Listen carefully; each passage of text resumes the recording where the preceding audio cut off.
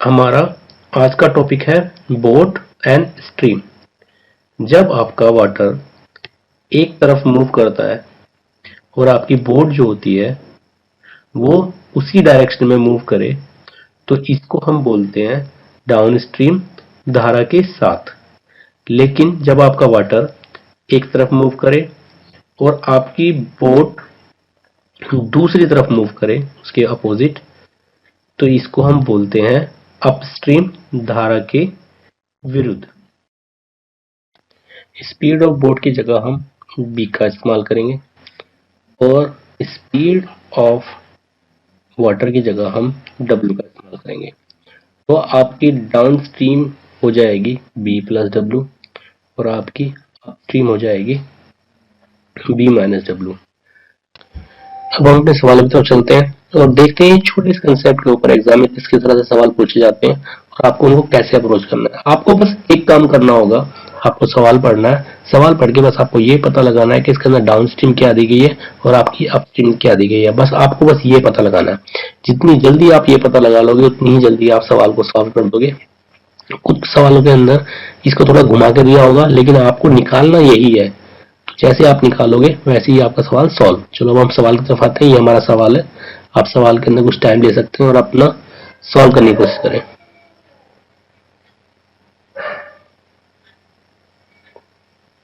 Hope so आपने पता लगा लिया होगा कि इसके अंदर आपकी डाउन स्ट्रीम क्या है और आपकी अपस्ट्रीम क्या है।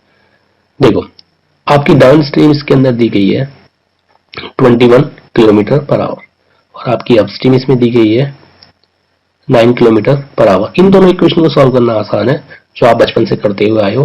तो भाई आपका W कितना आ गया? आपका W आ गया 6 किलोमीटर पर आवर। देखो कितना आसान सवाल था।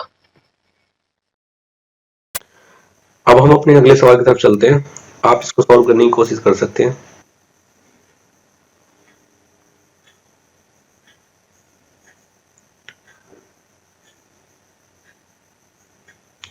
देखो, इस सवाल में आपको क्या दिया गया है? इस सवाल में आपको दिया गया है कि हमारी जो डाउन स्ट्रीम है वो हमारी अप स्ट्रीम की 2 टाइम्स है, उसकी दुगनी है। तो वही आपकी डाउन स्ट्रीम हो गई बी प्लस डब्ल्यू और आपकी अप स्ट्रीम हो गई बी माइनस डब्ल्यू और उसका 2 टाइम्स। तो ये सब चीज पुट करने के बाद आपका बी बराबर आ गया -3W और आपको डब्ल्यू कितना दिया गया है? वाटर की स्पीड आपको कितनी दी गई है? 3 किलोमीटर पर आवर।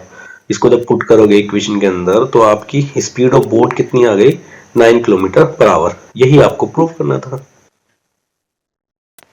अब हम अपने अगले सवाल की तरफ बढ़ते हैं। आप इसको सॉल्व कर सकते हो।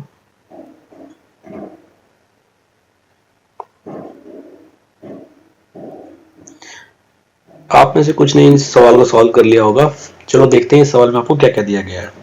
इस सवाल में आपको डाउन स्ट्रीम जो होती है, हमारी डाउन स्ट्रीम होती है कि आपने कितना डिस्टेंस ट्रेवल करा और आपने कितना टाइम लिया। तो down stream equal to distance upon time और आपको डिस्टेंस दिया गया है 36 और टाइम दिया गया है 6 आवर। तो आपकी डाउन स्ट्रीम जो कि P प्लस डब्ल्यू होती है वो कितना आ गई आपकी? 6 किलोमीटर पर आवर। सेम इसी तरह आप अपस्ट्रीम निकालोगे तो अपस्ट्रीम भी होती है आपकी डिस्टेंस अपॉन टाइम। तो आपको डिस्टेंस दिया गया है, टाइम दिया गया है, तो आपका अपस्ट्रीम कितनी आ गई?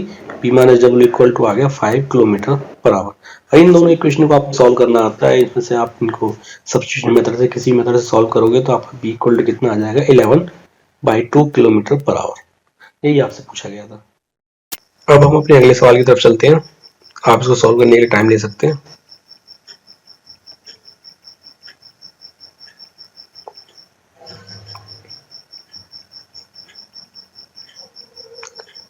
देखो इस सवाल में क्या दिया गया है? ए और बी दो प्लेसेस हैं जिनके बीच का जो डिस्टेंस है वो 108 किलोमीटर है। ए से कोई बोट चलनी स्टार्ट होती है 12 किलोमीटर पर आवर की स्पीड से। बी से कोई बोट चलती है 15 किलोमीटर पर आवर की स्पीड से और वाटर की स्पीड हम मान लेते हैं W। तो आपकी डाउन स्ट्रीम कितनी आ गई? 12 प्लस W और आपकी अपस्ट्रीम आ गई 15 माइनस W। और क्योंकि हमें पता है ये दोनों के दोनों अपोजिट डायरेक्शन में है तो इनकी रिजल्टेंट स्पीड कितनी होगी? ये दोनों ऐड हो जाएंगी तो आपका आ जाएगा 27 किलोमीटर पर आवर। आपको पता ही है कि टाइम बराबर क्या होता है? टाइम होता है हमारा डिस्टेंस अपॉन में स्पीड। डिस्टेंस आपको दिया गया 108 और आपकी स्पीड आ गई 27, तो आपका टाइम कितना आ गया? 4 आवर। अब हम अपने अगले सवाल की तरफ चलते हैं। आप इस सवाल को सॉल्व करने की कोशिश कर सकते हैं।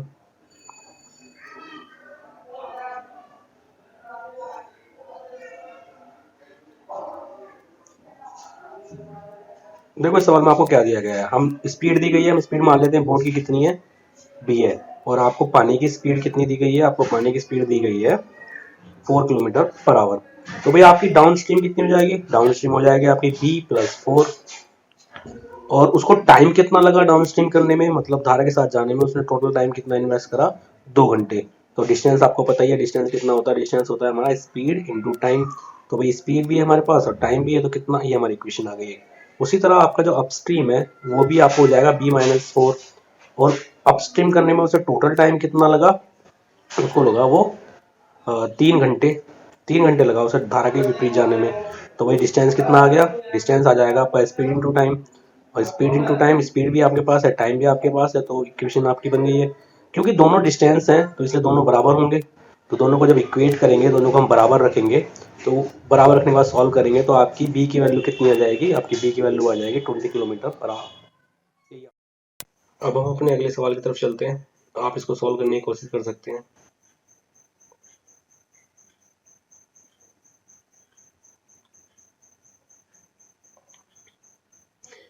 देखो इस सवाल में हमें क्या दिया गया है, इस सवाल में हमें डिस्टेंस दिया गया है 6 किलोमीटर, और आपको जो आपकी डाउन स्ट्रीम है वो आपकी हो जाएगी इसके अंदर बी प्लस 4, और आपकी अप स्ट्रीम इसके अंदर हो जाएगी आपकी बी माइनस 4। और डाउन स्ट्रीम करने में और उसको अप स्ट्रीम करने में टोटल टाइम कितना लग रहा है, 2 घंटे। तो इस हिसाब से आपके डिस्टेंस अपॉन टाइम और दूरी अपॉन और टोटल टाइम आपको 2 घंटे दिया है, तो आपकी इक्वेशन बन जाएगी कि भाई डिस्टेंस अपॉन में डाउन स्ट्रीम प्लस में डिस्टेंस अपॉन में up stream equal to total time. तो टोटल टाइम आपको दिया गया है 2 घंटे, तो ये आपकी बन गई इक्वेशन। अब आपके दिमाग में कन्फ्यूजन आ रहा होगा, आपके दिमाग में एक छोटा सा कन्फ्यूजन है कि इस इक्वेशन को सॉल्व कैसे करा जाए। इस इक्वेशन को हम दो तरीके से सॉल्व करते हैं, एक होता है हमारा कन्वेंशनल मेथड, जो कि थोड़ा लंबा प्रोसेस है जिसको हम नहीं करेंगे फॉलो, हम करेंगे ऑप्शन से। तो भाई ये जैसे आपको ऑप्शन दिया गया है, आपको कुछ नहीं करना, इन ऑप्शनों को यहाँ पी की वैल्यू की, बी की जगह इन वैल्यू को पुट करके देखना है, जो एक एक करके आपको पुट करना है, और फिर आपका जो भी आंसर उसको सेटिस्फाई करेगा वही आपका आंसर होगा। जैसे इस केस के अंदर 8 रखने पर वो हमारी इक्वेशन को सेटिस्फाई कर रहा है। अगर आपको ये वीडियो अच्छी लगी तो आप इसको लाइक कर सकते हैं, आप इस वीडियो को शेयर भी कर सकते हैं ताकि दूसरे लोगों को मदद हो जाए, उन लोगों तक ये वीडियो पहुंच जाए, या तो फिर आप इसको नीचे दिए गए बटन पर सब्सक्राइब भी कर सकते हैं।